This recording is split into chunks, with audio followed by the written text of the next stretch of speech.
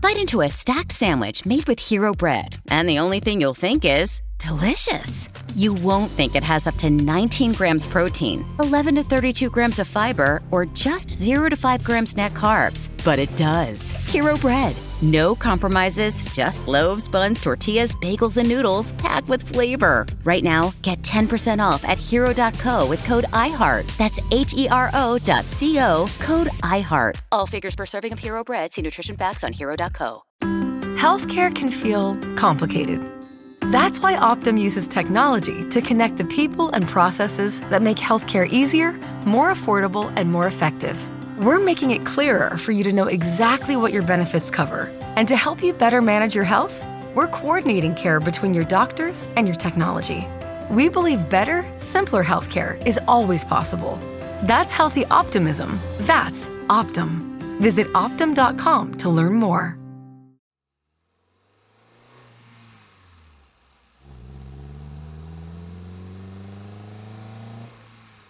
It's 2 in the morning on the Wakehurst Parkway, and Mary Laughlin is driving it on her own. Her high beams reach 50 metres or so out ahead. The long white line, reflector posts, the trunks of the gum standing right at the edge of the bitumen. No room for error. And then she comes to a bend, and all of it slides back out of the light. Nothing is coming the other way. Nothing shows in the mirror. It's been that way since she got on to the parkway. Her car approaches a clearing, a bit of a gap from the bush, the church on her left. Everything in it now is dark. And just as she gets level, just as she can see the car park, something touches the back of her neck. It's not a burst of cold air, it is distinctly a hand, 5 individual chilling fingers, as though the owner has just come in out of the cold, and it settles at the top of her spine and stays there while she continues to drive. She is petrified, but she doesn't stop the car. For some reason she can't. Everything below that touch has gone tight. Her shoulders, her arms, her grip on the wheel. The hairs have now risen on both forearms. She is certain, in that moment, that she is no longer alone in the car. Her eyes raise slowly toward the rearview mirror. Her breathing is heavy, her heart is pumping. And as she expected, there is now a girl on the back seat. She is white, almost too white, with a veil, no face to speak of, and she's just sitting there, calmly, quietly.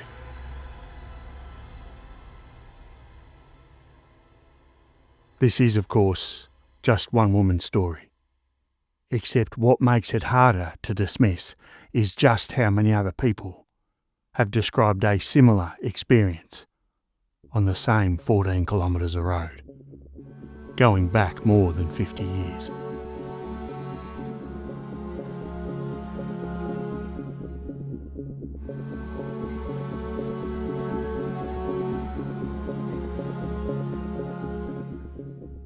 G'day, welcome to Struth.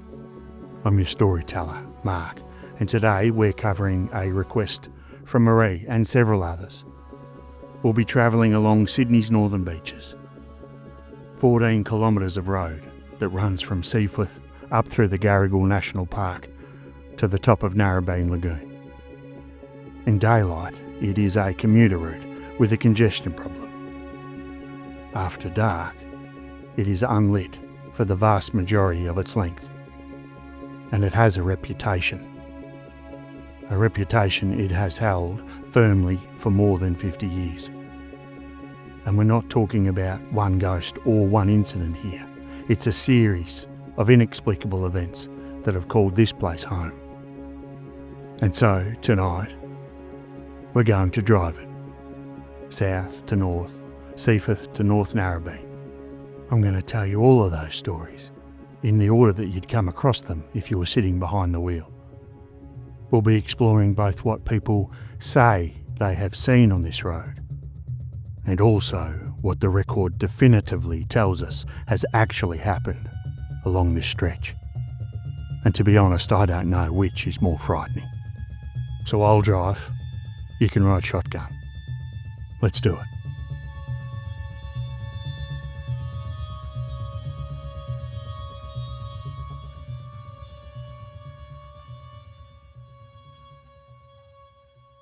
The road itself was a depression project that finished as a war project. It was approved in October 1939, part of a program of employment relief, and the work was heavy and slow. Men painstakingly cleared timber and levelled ground through country that had never offered anything more than a track. And the Department of Main Roads bought 6,000 cubic yards of stone from a council quarry at Oxford Falls to surface it. In March 1942, the work stopped because the men and the money had gone to the war effort, and it sat unfinished for 3 years. The crews came back in March 1945, and on the 22nd of March 1946, with about 8 months of construction still to run, the Premier, William McKell, stood on the roadside and opened it anyway. He unveiled a plaque at each end, and he named it after Lord Wakehurst, who had just finished a record term as Governor of New South Wales. It was the first road in the state to be called a parkway, a word chosen for a road of exceptional width that keeps areas of bush inside its own boundaries, rather than clearing them. Sounds idyllic, doesn't it? But that decision is the reason the road is what it is at night. There is no verge to speak of. No cleared buffer, no runoff. The bush is not beside the parkway, it is part of it. 14 years after the opening, on the 1st of June 1960, a Bondi man named Basil Thorne won £100,000 in the Opera House lottery. And back in those days, the winners' names and addresses went into the papers, and Basil's was no exception. 5 weeks later, on the morning of the 7th of July, his 8-year-old son Graham was taken from a street corner near the family flat while he waited for a lift to school. That afternoon, a man with a European accent rang the house and asked for £25,000. The following evening, the search moved across the harbour and up onto the northern beaches. And the police found Graham's school case near Seaforth, at the southern end of the parkway. On the 11th of July, they found his school cap and the contents of the case. On the 16th of August, 6 weeks after little Graham was taken, 2 boys playing on what was then a vacant allotment in Grandview Grove found his body. It was about 1.5 kilometres from where the case had been, and it was wrapped in a blue tartan picnic rug, hands and feet bound with string. The tremendous forensic work that followed is still being taught today. Fragments of pink mortar and cypress and cedar trees in the rug led police to a particular house. And in that house, a Hungarian immigrant named Stephen Leslie Bradley, who was arrested aboard a liner at Colombo in October and convicted of murder on the 29th of March 1961. He died in Goulburn Jail in 1968. It was Australia's first kidnapping for ransom, and it took the bush at the bottom of the parkway and put it smack bang on the front page of every paper in the country as the place where the boy was found.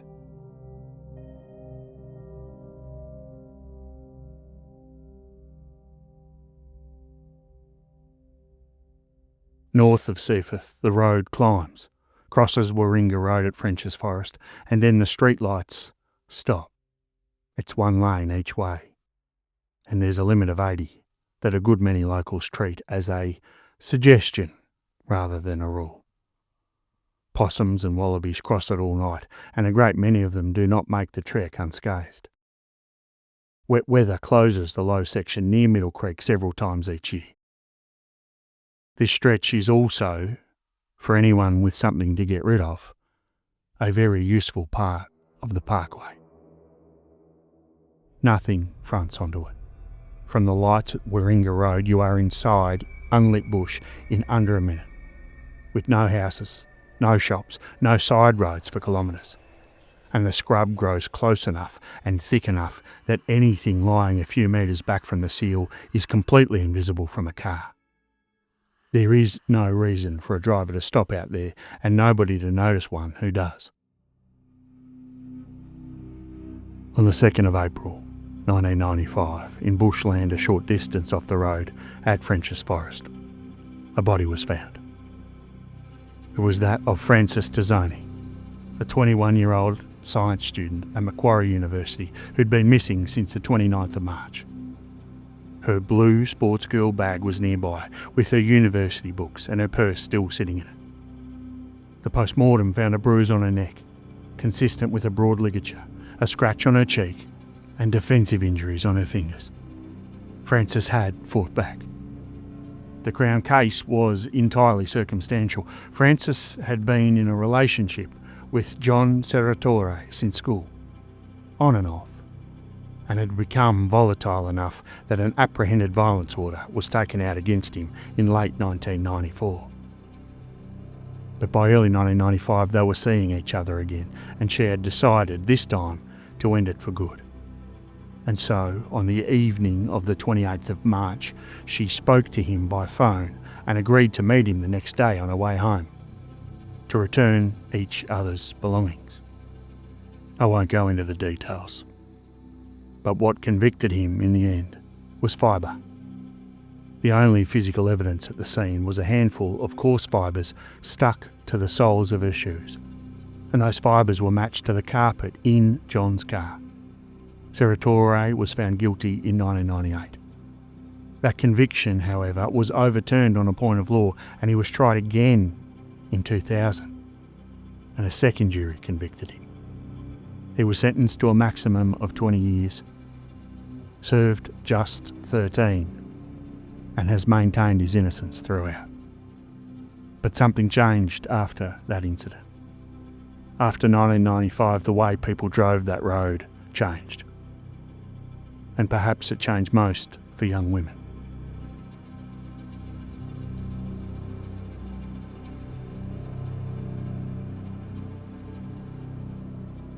Hey, it's Ryan Reynolds here from Mint Mobile. Now, I was looking for fun ways to tell you that Mint's offer of unlimited premium wireless for $15 a month is back.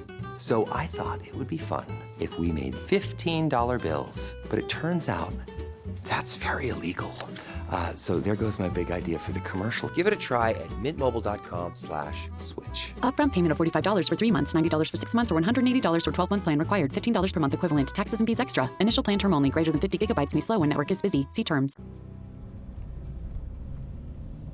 Hlau, a Burmese Australian who drove for Manly Cabs from 1997, wrote that he picked up a young woman at Forestville well after midnight one night and turned into the parkway to take her to Narrabeen.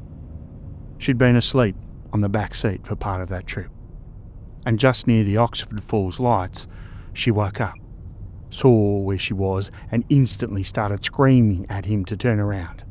And so he did a U-turn and took the long way round by Pittwater Road, which added the better part of an hour. She rang the radio room and lodged a complaint against him anyway. And after that, he asked his fares specifically first before he used the shortcut at night. That fear was rational, and it was specific, and it was recent. The other thing that people report on this road, though, isn't particularly rational, according to most. Those who haven't seen it, at least. And it certainly isn't specific. It takes a number of forms. And this was being reported decades before Frances Tazzoni died there. Take Brad's account, for example, a Northern Beaches local who told his story to the Manly Daily. This is what he described. It's a little after 11 at night and he's driving north, out of Manly, heading home to French's Forest. The road climbs, and coming up the rise, the high beams illuminate the tops of the trees. But it's not the branches that capture his attention. It's the person standing on the other side of the road. She is White. Not pale, not light-coloured. White all the way down, and stark against the black behind her. And her clothing is out of time, out of place. According to Brad, she's wearing a uniform of some kind. It's long and old, with something covering her head. He comes off the accelerator gently. The car slows and carries him toward her. She's on the far side of the road, but close enough now that he can see the clothing in greater detail. What he can't see is a face. And she stays where she is on that verge, making no movement as he goes past. There is no footpath on this road. There's not even a shoulder worth standing on. No bus stop, no driveway, no gate, no house light showing anywhere through the trees on either side of him. There is no car pulled over either before or after. She didn't drive here. She hasn't just run out of petrol. There is nowhere in either direction for a long way that anyone could have or would have walked from. It's 11 o'clock at night, and she is just standing in bushland at the edge of a dangerous road where traffic comes through at more than 80 kilometres. And she's dressed for something that finished a long time ago. He doesn't stop. A woman on her own on that verge at this hour is somebody in trouble, and stopping is what you should do, isn't it? But Brad puts his foot down instead. And as he pulls away, he lifts his eyes to the rearview mirror. But there's nothing on the verge. Nothing on the road. Nothing illuminated by the red taillights. And so he just keeps driving to French's Forest. Everything on the parkway converges on one place. And it's not even the darkest part of it, as you might imagine. The Oxford Falls Crossroads carries the only traffic signals between French's Forest and the lagoon. On the corner is the compound of the C3 Church, formerly the Christian City Church, a large modern complex with a hall, a car park, and a high wire perimeter fence. The car park in particular is often lit at night. Facing it on the eastern side is the near end of the Oxford Falls Grammar School.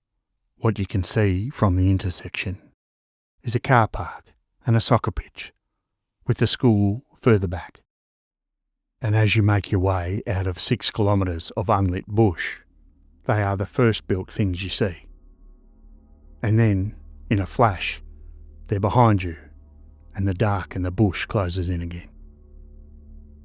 And the stories cluster there. Wipers that come on for no reason and just won't stop. Central locking in cars that engages by itself, sometimes even one lock at a time.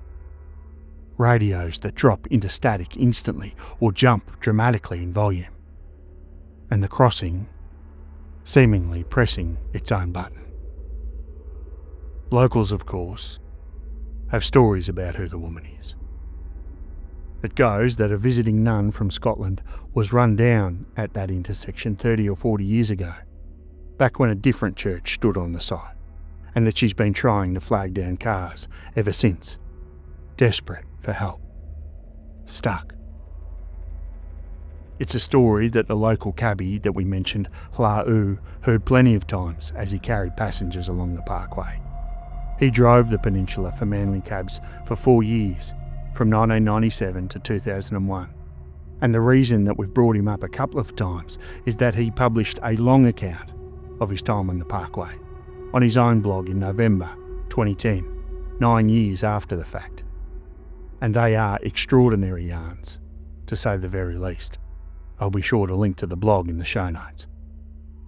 Let's take this account of a Friday night that he experienced in 2001, nearing the end of a slow shift. He's coming back from a drop at Belrose when the radio gives him a job at the Sydney Academy of Sport. It's a pickup at North Narrabeen going all the way into the city. It's close enough to 1 a.m. This is a good job, an easy $80, and the fastest way there is the parkway. So he turns onto it and drives north through the dark, with a metre off. As he approaches the intersection at Oxford Falls, the light turns red. He's driven through this intersection for 4 years at this hour, and he has never once seen it red. It's programmed to run green all night, unless there is someone waiting at that intersection in a car, or unless someone presses the pedestrian button. There is categorically no car looking to turn on to the parkway. He sits at the line with the engine idling and looks at the pedestrian crossing. The green man is already lit, ushering a pedestrian that never existed across the road. Hla has time to take in the surroundings now. His car that always provides a sense of safety now feels, while he's stuck at these lights, incredibly exposed. Mercifully, the red man begins to flash. His wait is almost over, and after what seems like a lifetime, the lights change. He puts his foot down, hard, and the old Falcon that's done over 300 clicks pulls away and comes up to 80 in just a few seconds. That was weird, he thought to himself. And just as he was starting to settle down again, someone gets into the back of his cab. He knows the feeling. He knows the sounds. The dip in the springs, the shift in the air, the small change in the sound of the cabin when a body comes in behind you and settles in. Except he is doing 80 kilometres an hour on an open road with the doors locked shut. He raises his eyes and looks up into the rearview mirror. There is a woman sitting in the middle of the back seat. She's thin and young and grey, in a pale gown with something over her head that he takes for a nun's habit. He cannot make out her features clearly though. He can, however, make out her eyes, which he described 9 years later as the sad green eyes. And she is looking straight back at him, through him. And so he stands on the brake. The Falcon slews left off the seal, skids along the gravel shoulder and stops just short of a big gum tree. The distinctive smell of cooked brake pads comes up through the vents. He composes himself and again lifts his eyes up to the rearview mirror.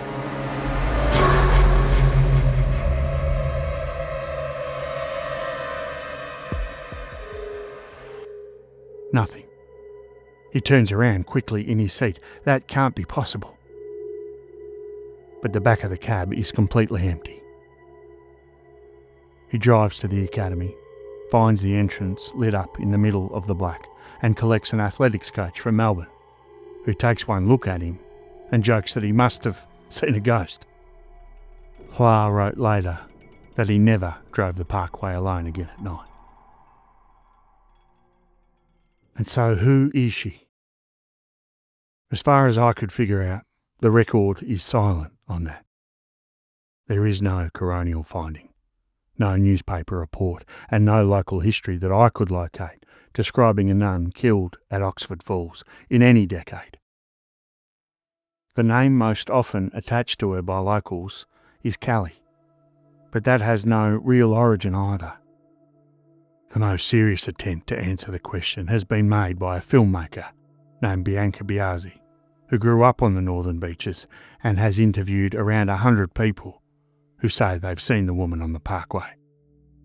And that includes drivers with no connection to the area, no predisposition to seeing someone out there. And what she found in those interviews was that the descriptions were consistent about the clothing, but confused about what the clothing was. Some people said she looked like a nun. Others said she was in a wedding dress. Biazzi, incidentally, also works at the quarantine station at North Head, on the other side of the peninsula, where ships' passengers were held from the 1830s until 1984, so they would not bring disease into Sydney. and where a great many people died over the years in the hospital. At some point during her work, she was shown a photograph of the uniform the nurses there used to wear, and she believes that it is identical to some of the descriptions that she's been collecting. She believes that it could be that she lived locally and worked at the quarantine station. And so she began going through old records, looking for a woman named Kelly and a connection to the road, or at least the bit of land the road is now on. Because as you will remember, the Wakehurst Parkway didn't open until 1946. But for all of her meticulous research, that work has not yet produced a name. It's a theory, and a pretty good one.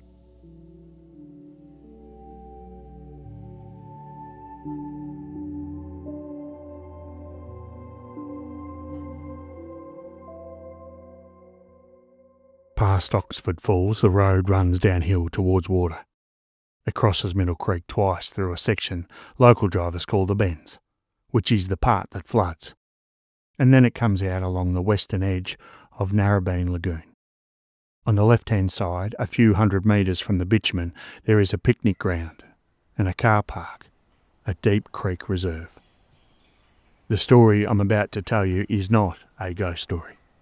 It's a very real tale of horror that occurred at this reserve, and it's quite confronting, and so requires a content warning. On the afternoon of Tuesday, the 2nd of August 1994, Stephen Dempsey pulled in there. He was 34, a Kiwi, a landscape gardener, living at Palm Beach with his sister. He'd run a business for 12 years with Peter Rolfe, who had been his partner for 3 of them, and stayed close to him afterwards. Rolfe had seen him at lunchtime that day, sitting in his car on a job, talking about going to the closing night of the Rex Hotel in King's Cross. Deep Creek was a known gay meet-up area at the time, and Dempsey stopped there on his way home. Richard William Leonard was 24, a former abattoir worker living at Warriewood. He shot Dempsey through the heart with a high-powered compound bow. He put the body into the creek and then came back later that night and dismembered it and carried the parts to his flat on the back of his motorbike. He kept them there in a refrigerator for almost 4 months. In December, he wrapped them in chicken wire, weighed them down with rocks, and dropped them into pit water. The torso washed up, but the head and the limbs were never recovered. When Dempsey did not turn up for work, Rolfe waited a day and then rang his sister, and then rang the police. He drove around the places he might be, and on the Friday evening he pulled into Deep Creek Reserve and found the car sitting there. Police held the reserve as a crime scene overnight. 3 months after Dempsey, in November 1994, Leonard killed again, and this time the victim was a taxi driver, Ezzeddine Bamart. Ezzeddine was stabbed and slashed at Collaroy Plateau, a few minutes up the hill from the northern end of the parkway. Leonard pleaded guilty to that murder, and a Supreme Court jury convicted him of Dempsey's. He's serving life without parole. It's not just supernatural horror that occurs out here.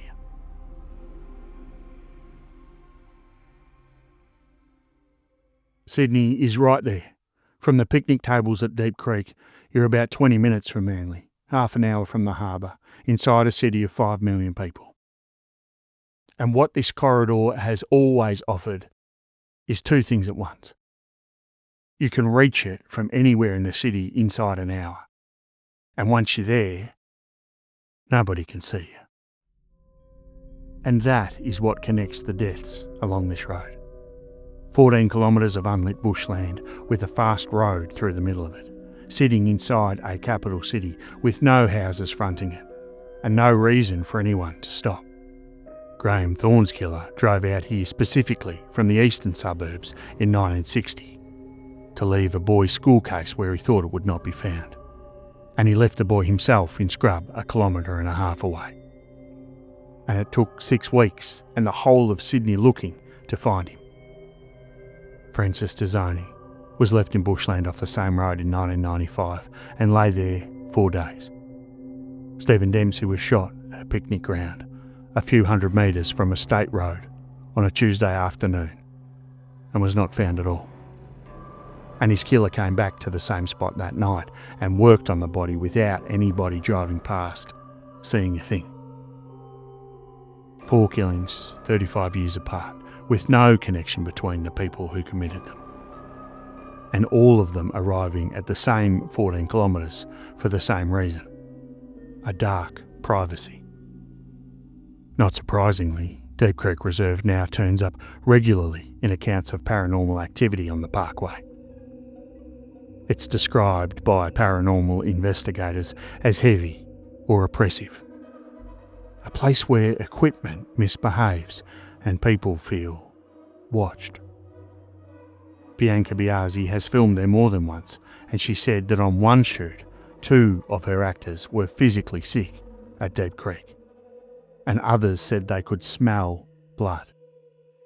On another occasion still, a light appeared behind an actress, dressed as the woman from the road, with no source her crew were ever able to identify. The last stretch of our road trip runs along the lagoon.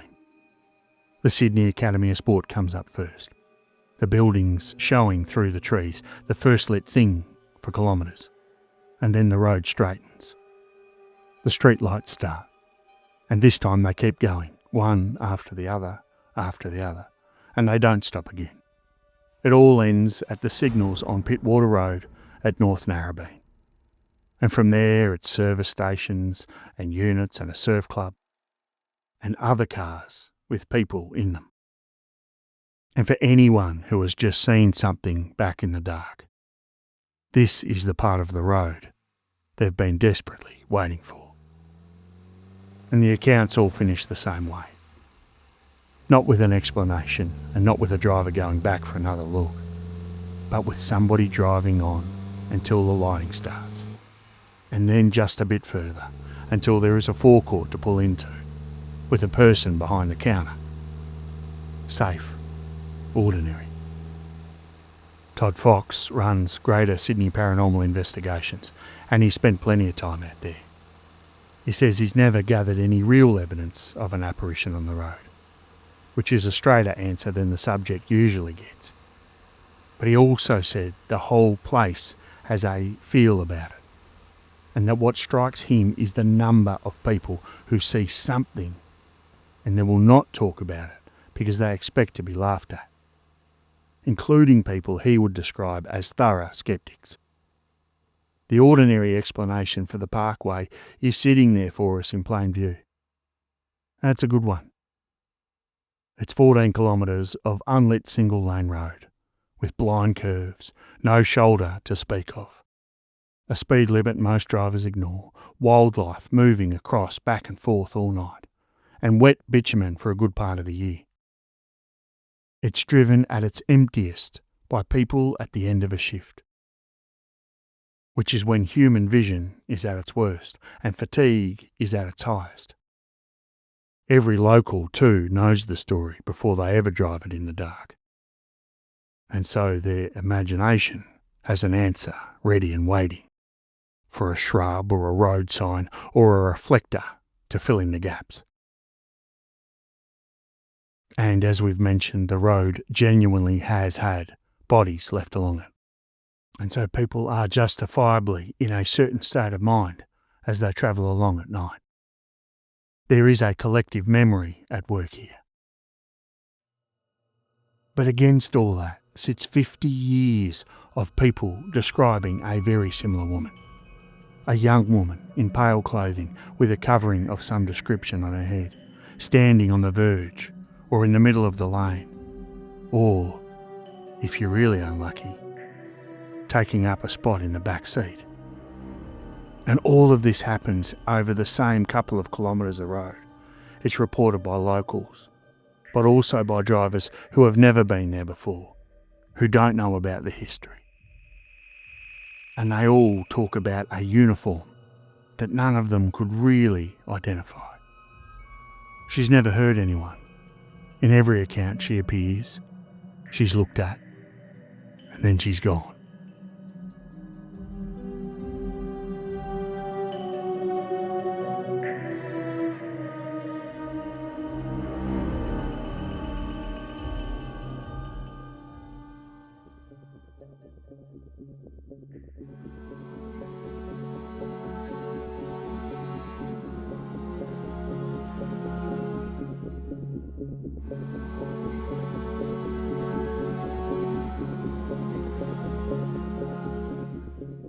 And that, my friends, is the end of our trip. That was the Wakehurst Parkway. Thank you very much for joining me. If you've driven that road at night and you've got your own story to tell, I'd love to hear it. struthpodcast@gmail.com. Or jump over to the Facebook group or the Instagram page. There's links in the show notes to all of our social media. And I'd just like to thank all of you legends for reaching out, telling a friend, leaving a comment, all of that stuff that really supports the show. I truly do feel like I've got the best listeners in the world, and you guys make the show the success that it is. So thanks again. And if you're after more Struth, why not head over to Patreon, Struth Premium. You get a brand new bonus episode every week, and you also get our regular feed, access to those episodes early, ad-free. Again, links in the show notes. But that's enough of me waffling on. I'll let you get back to your evening. I'll catch you next week. Hooroo.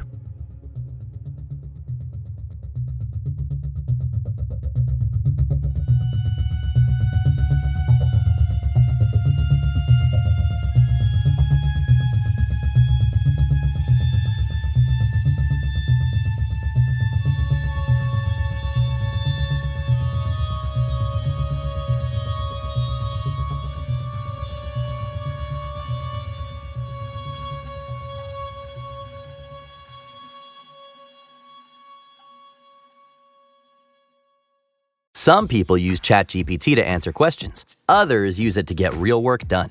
With ChatGPT Work, you bring the goal, plus real inputs like briefs, notes, files, feedback, data, and project plans.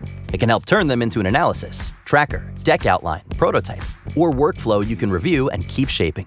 You stay in control, giving direction and choosing the final output. Put ChatGPT to work on your most ambitious ideas and projects. Get started at chatgpt.com by selecting Work Mode. Available on Plus and Pro plans. There are exciting things happening at your local CVS. Shop new extra big deals with Extra Care every 2 weeks. No coupon needed. Plus, get access to exclusive sale prices, personalized deals, and more as a member. Extra Care is the way to save at CVS. Join for free online or in-store and start saving. Visit your local CVS store or cvs.com/extra big deals for this week's deals. This is Tony Ayo from The Real Report with Tony Ayo and Uncle Murder. You ever notice how everything keeps going up? Rent, streaming, even extra salsa at your favorite burrito spot? But with Boost Mobile, you don't have to play the will this go up soon game. Boost Mobile offers an unlimited talk, text, and data plan at a price that'll never go up. It's the same price you'll pay for life. Switch now for unlimited wireless at a price that'll never go up, only at Boost Mobile. After 30 gigabytes, customers may experience slower speeds. Customers will pay $25 a month as long as they remain active on the Boost Unlimited plan. Across America, money is being abandoned. By taking a few seconds to check Lyft before your next ride, you can give money a better home inside your wallet. Save the money. Check Lyft.